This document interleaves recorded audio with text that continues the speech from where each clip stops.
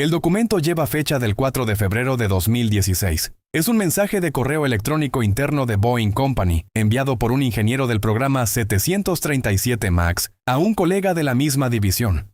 El mensaje, recuperado por la Subcomisión de Aviación, Ciencia y Operaciones de la Cámara de Representantes de Estados Unidos durante su investigación sobre los accidentes del 737 MAX y publicado en octubre de 2019, contiene la siguiente formulación. Este avión está diseñado por payasos, supervisados por monos. El mismo archivo de correos internos contiene un segundo mensaje, fechado en enero de 2016, en el que el mismo remitente describe cómo logró persuadir a inspectores de la Administración Federal de Aviación para que aprobaran sin reentrenamiento en simulador el nuevo sistema de control de vuelo del 737 MAX.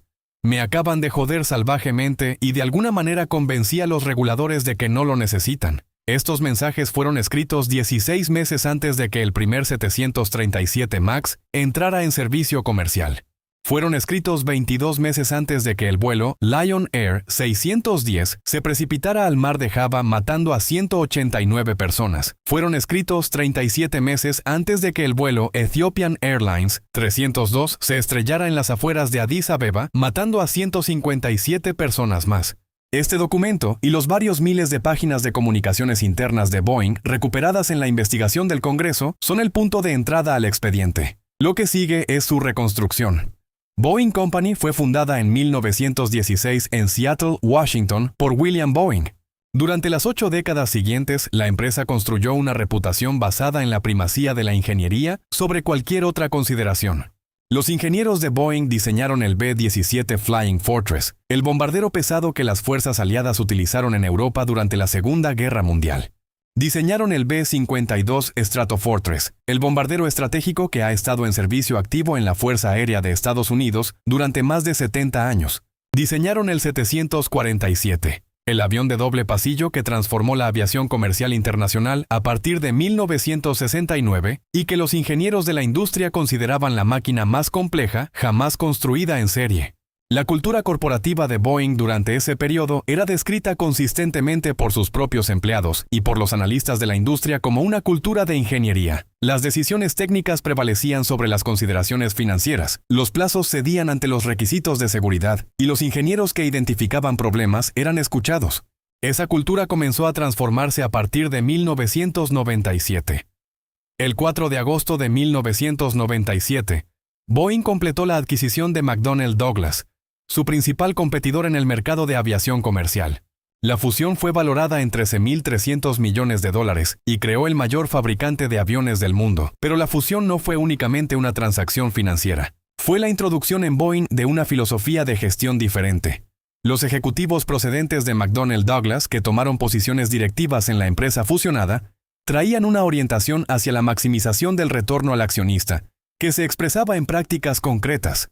Reducción de costes de ingeniería, externalización de componentes de fabricación, acortamiento de plazos de desarrollo y una relación con los reguladores basada en la negociación más que en la conformidad estricta.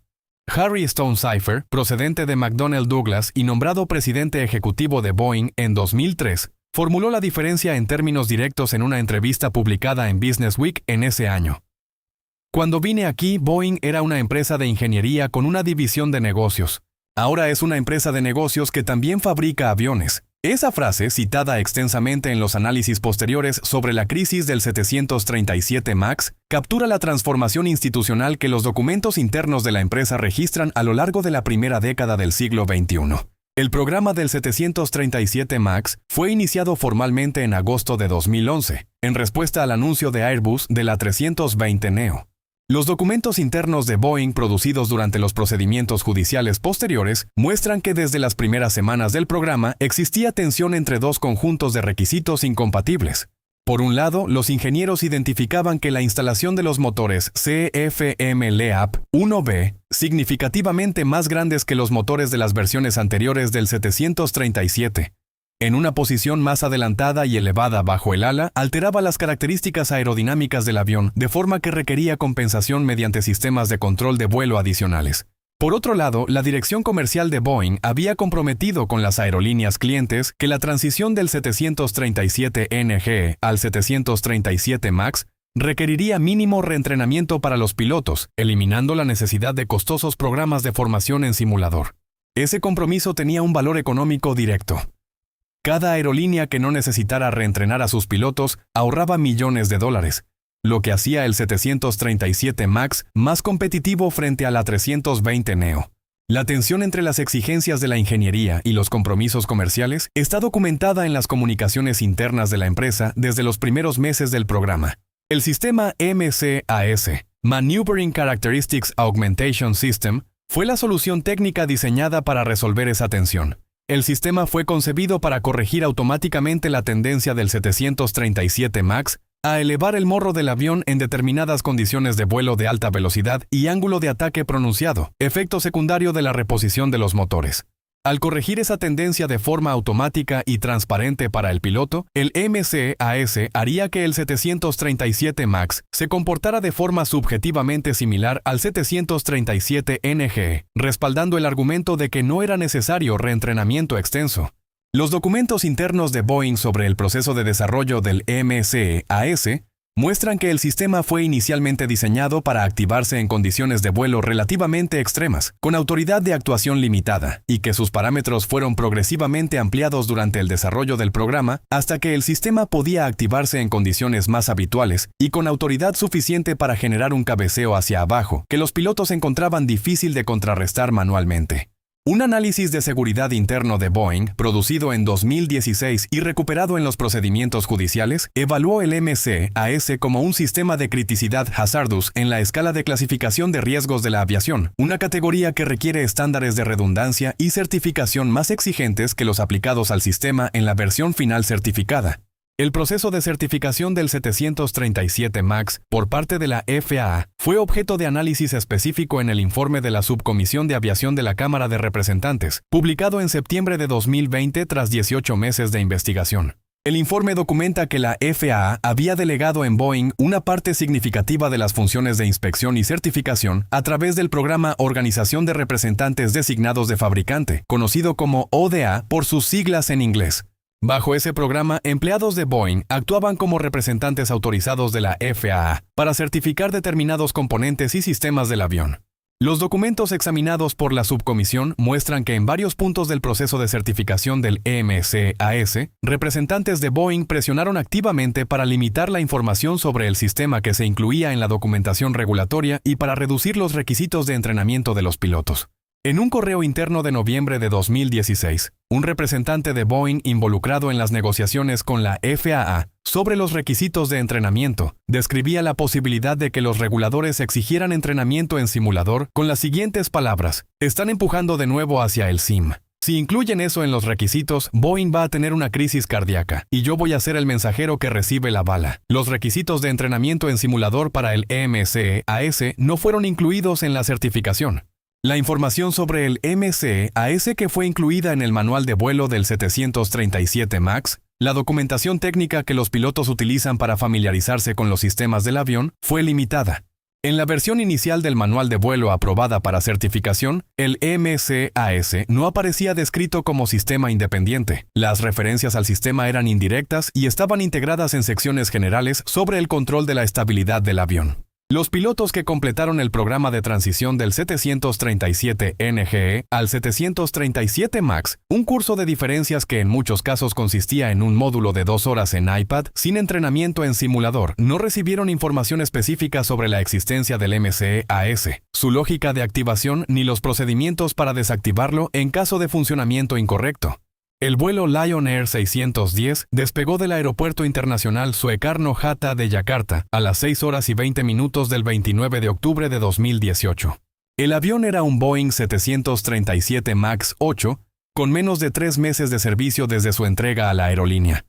Los datos de vuelo recuperados de la caja negra del avión, reconstruidos y publicados por el Comité Nacional de Seguridad del Transporte de Indonesia en su informe final de octubre de 2019, muestran que desde el momento del despegue, el sensor de ángulo de ataque del lado izquierdo del avión transmitía lecturas erróneas al sistema de gestión de vuelo. El sensor, que había sido reparado e instalado la noche anterior al accidente en el marco de un procedimiento de mantenimiento, generaba lecturas de ángulo de ataque aproximadamente 20 grados superiores a las lecturas del sensor del lado derecho. El MCAS, diseñado para activarse cuando detecta un ángulo de ataque elevado, respondió a esas lecturas erróneas empujando el timón de profundidad del avión hacia abajo repetidamente. Los registros de vuelo documentan 45 ciclos de activación del MCAS durante los 12 minutos del vuelo. Los pilotos respondieron tirando del control hacia atrás repetidamente para contrarrestar el movimiento hacia abajo del morro, sin conocer la causa del comportamiento del avión. A las 6 horas y 32 minutos, el vuelo Lion Air 610 impactó contra el mar de Java a una velocidad de aproximadamente 900 km por hora. Murieron las 189 personas a bordo.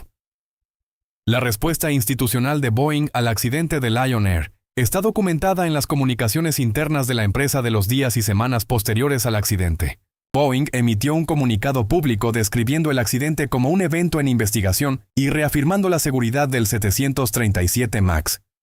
Internamente, los documentos muestran que los ingenieros de la empresa identificaron rápidamente la relación entre el comportamiento del MCAS y el patrón del accidente.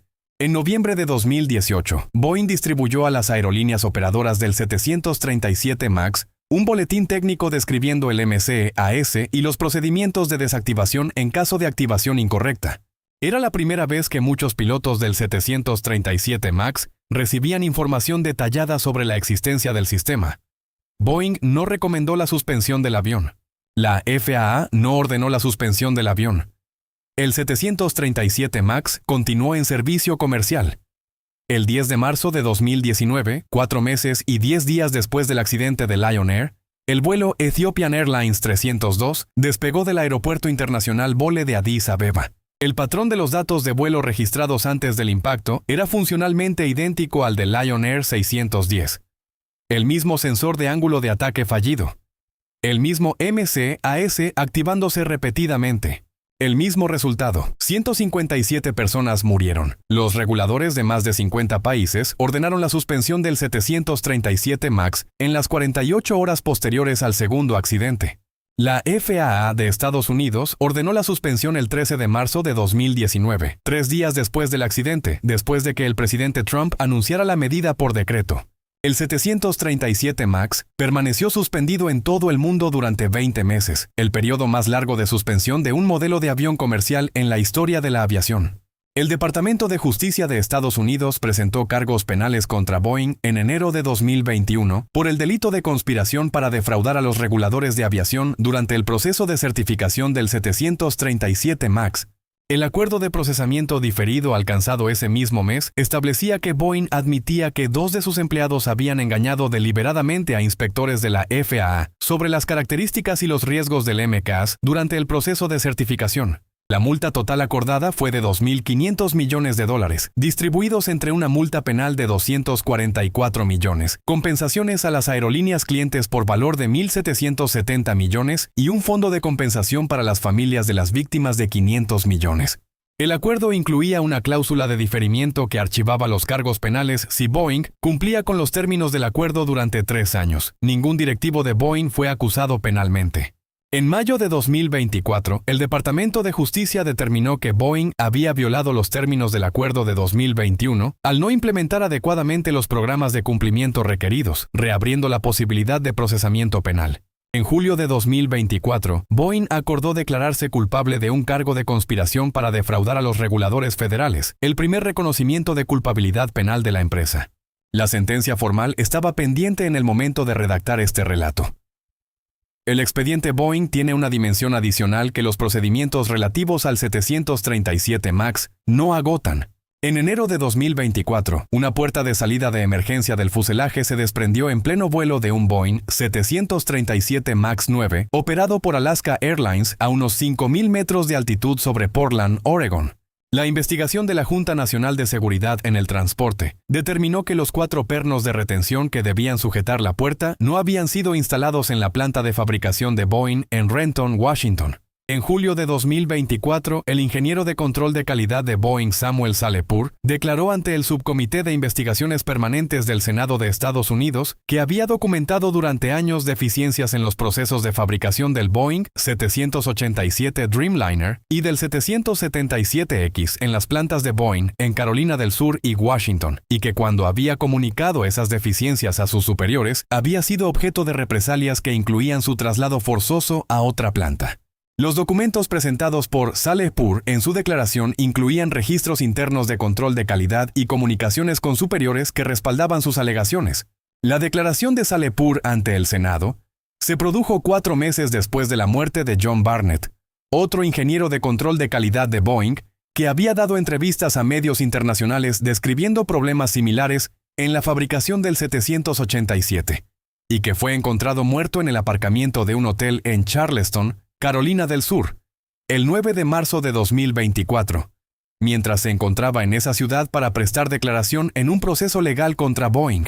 La investigación policial de Charleston clasificó la muerte de Barnett como suicidio. Los documentos del expediente completo, incluyendo los correos internos de Boeing, el informe de la subcomisión de la Cámara, los acuerdos con el Departamento de Justicia, los informes de accidente de las autoridades de Indonesia y Etiopía, y las declaraciones ante el Congreso, están disponibles en los registros públicos de las instituciones mencionadas. El expediente está abierto. El expediente Boeing plantea una cuestión de diseño institucional que los procedimientos judiciales individuales no han resuelto: la relación entre el regulador y la empresa regulada en el sector de aviación civil de Estados Unidos. El programa ODA, mediante el cual Boeing ejercía funciones de certificación en nombre de la FAA, no era una anomalía ni una excepción, era el modelo vigente, sancionado por la legislación federal de aviación, bajo el cual se habían certificado múltiples modelos de aviones de múltiples fabricantes durante décadas. El argumento a favor del modelo era que los ingenieros de los fabricantes tienen acceso técnico más directo a los sistemas que certifican que los inspectores externos de la FAA, haciendo la certificación más eficiente sin reducir sus estándares. El argumento en contra, documentado con precisión por el informe de la Subcomisión de la Cámara de 2020, es que el modelo crea un conflicto estructural de intereses cuando los empleados que ejercen funciones regulatorias en nombre de la FAA son simultáneamente empleados de la empresa que tiene interés económico directo en el resultado de esa certificación. La reforma del programa ODA fue incluida en la legislación de aviación aprobada por el Congreso en diciembre de 2020. Los detalles de implementación de esa reforma y su impacto real sobre la independencia del proceso de certificación aeronáutica son objeto de seguimiento continuo por parte de los organismos de supervisión del Congreso. El expediente en ese sentido no está cerrado, está en proceso.